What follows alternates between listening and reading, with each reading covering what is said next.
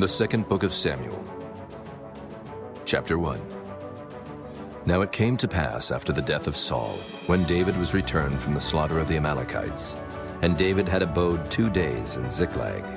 It came even to pass on the 3rd day that, behold, a man came out of the camp from Saul with his clothes rent, and earth upon his head. And so it was, when he came to David, that he fell to the earth and did obeisance.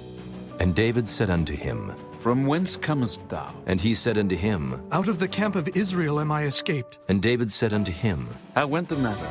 I pray thee, tell me. And he answered, That the people are fled from the battle, and many of the people also are fallen and dead. And Saul and Jonathan his son are dead also. And David said unto the young man that told him, How knowest thou that Saul and Jonathan his son be dead?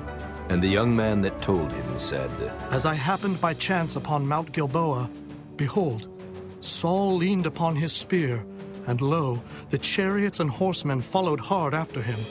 And when he looked behind him, he saw me, and called unto me. And I answered, Here am I. And he said unto me, Who art thou? And I answered him, I am an Amalekite. He said unto me again, Stand, I pray thee, upon me, and slay me. For anguish is come upon me, because my life is yet whole in me. So I stood upon him and slew him, because I was sure that he could not live after that he was fallen. And I took the crown that was upon his head, and the bracelet that was on his arm, and have brought them hither unto my lord. Then David took hold on his clothes and rent them, and likewise all the men that were with him.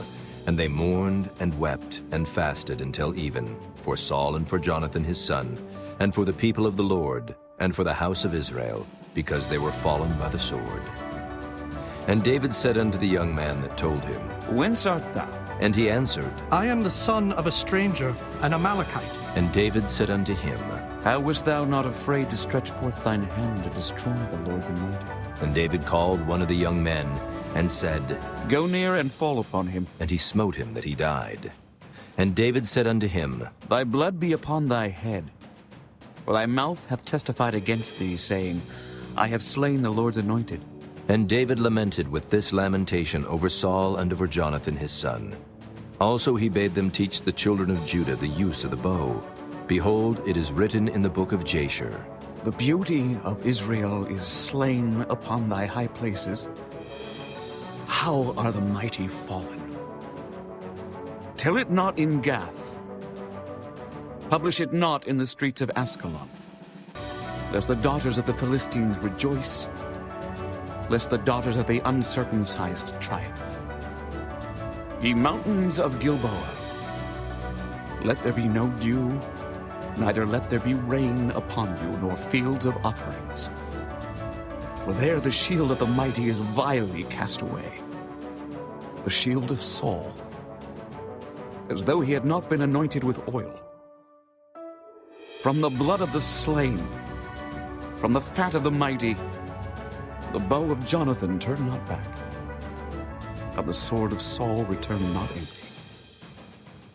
Saul and Jonathan were lovely and pleasant in their lives, and in their death they were not divided. They were swifter than eagles. They were stronger than lions.